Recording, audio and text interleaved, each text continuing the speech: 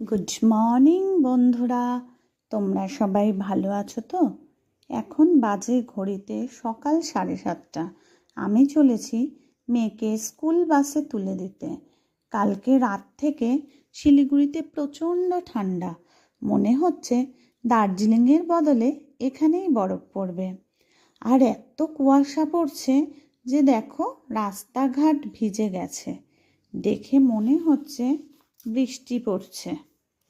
রাস্তায় কুকুরগুলির ভারী কষ্ট, শীতে কুঁকড়ে শুয়ে আছে। আমাদের এখানে দেখো কিছু বাড়িতে বড় বড় গাছ লাগিয়েছে, ফরেস্টের মতো। এইসব কাঠেরও অনেক দাম।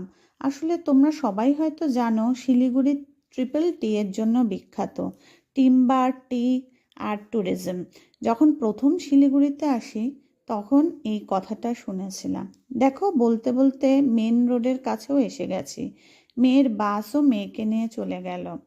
এবার আমি বাড়ির পথে পা বাড়ালাম।